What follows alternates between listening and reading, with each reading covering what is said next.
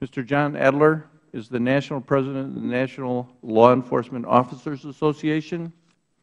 Pursuant to committee rules, all witnesses will be sworn in before they testify. Please stand up and raise your right hand. Do you solemnly swear or affirm that the testimony you are about to give will be the truth, the whole truth, and nothing but the truth? I do.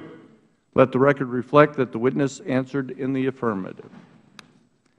Thank you. Please be seated. In order to allow time for discussion, please limit your testimony to 5 minutes. Your entire written statement will be made part of the record. I would like to thank our witnesses for taking time. Okay, sorry. Yeah. Thank you, Chairman Chaffetz, Chairman Jordan, Ranking Member Tierney, Ranking Member Cartwright, distinguished members of the subcommittee in spirit. I appear before you today. My name is John Adler, and in my capacity as the National President for the Federal Law Enforcement Officers Association, the largest nonpartisan, nonprofit professional association exclusively representing Federal law enforcement officers, 26,000 coming from 65 different agencies, including the Social Security OIG, as well as the DHS components. Over the last 10 years, we've averaged 58,261 violent assaults committed against law enforcement officers. In the same time period, we've had 156, on average each year, law enforcement officers dying in the line of duty, half of which from violent encounters with violent and dangerous subjects. In addition to that, you're probably aware, and by way of news media criticism, our shooting statistics, hit ratios, aren't as high as we would like them to be, and something we definitely all want to improve upon.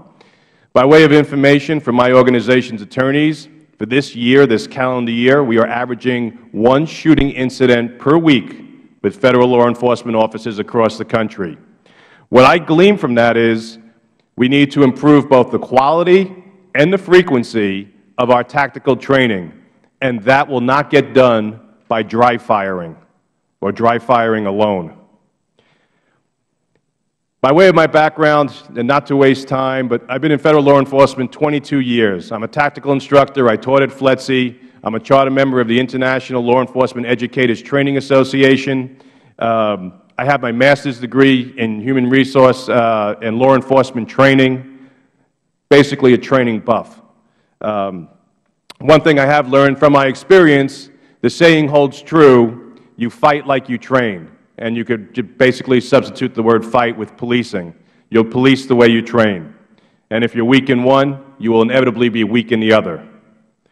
Firearms, I listened to all the dialogue. What it comes down to, and as I'm sure both of you are already aware of, the two different aspects in the firearm training, we're talking about, one, the basic marksmanship necessary, the mechanical, physical skills, the muscle memory, and two, the judgment. The judgment, the ability to identify and assess risk and respond to it accordingly. Those two things get addressed in training.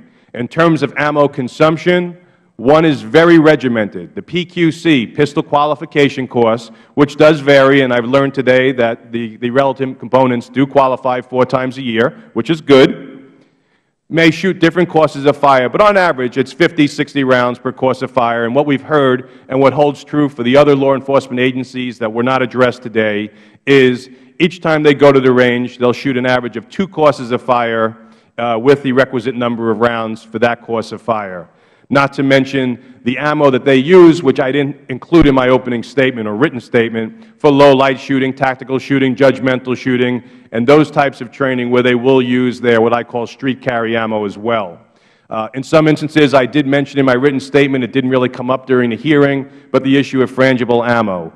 One gentleman did bring up the point of simulation versus live or street carry ammo. I think what he omitted, which is very relevant for all law enforcement agencies, is the category that falls in the middle, which is simunition training. The training where we use, what you could call in effect a paint round, where we create scenarios that would present use of force situations, and we go through wearing protective gear in what you might call a fun house, but it's anything but fun.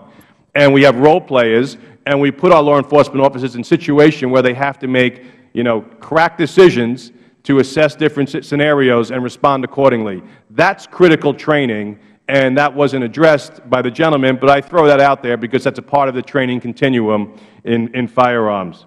So what it comes down to is they're questioning how much ammo is really needed to achieve these objectives and what type of ammo.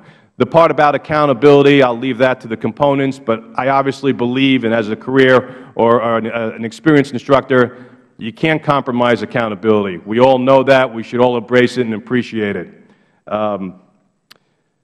Types of ammo, we were talking about the full metal jacket, the jacketed hollow point, and other rounds. I think we've covered that enough, and unless the gentlemen have questions on that, I'll move past that right now.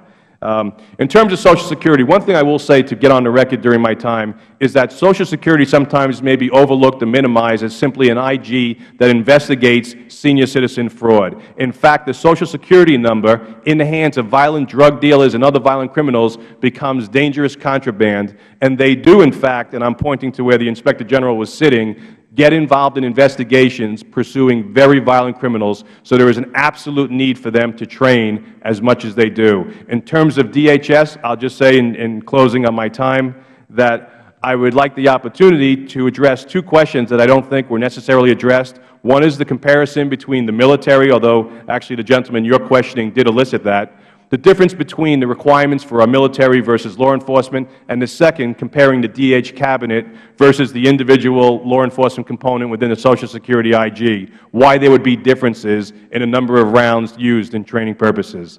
I thank you for the opportunity to appear before you today, and will welcome any questions you may have. Thank you, Mr. Etler. When you were giving your testimony, it reminds me of something Patton once said, more sweat in training, less blood on the battlefield. You recall that quote? Yes, sir. Okay. Do you believe that the Department of Homeland Security is procuring more ammunition than it needs? Why or why not?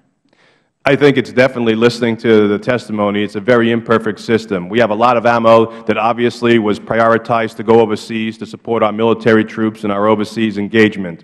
Understandably, myself and other law enforcement instructors have had difficulty procuring ammo in our own individual agency roles. This tends to happen and coincide with our military action overseas. The companies can only produce so much ammo, and that is obviously our absolute priority. In terms of too much, what is the exact number? The theory is we never want to get caught empty. We can't even come close to that. So there has to be a formula where we balance the amount we keep in storage and the amount we need for, as the phraseology was used, operational purposes. Are they storing too much? Well, they're not storing too much if they account for it and use it systemically.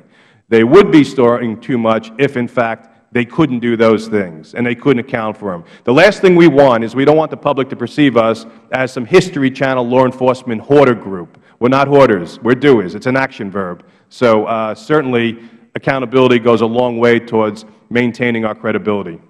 Now, I understand. Are you familiar with the term forecasting when it comes to ammunition procurement? Yes, sir. Okay. Can you tell us step by step, if you could, what steps you go through for forecasting future needs of ammunition for training as well as operational use and, well, we call them battle loads or basic loads of ammunition for operations?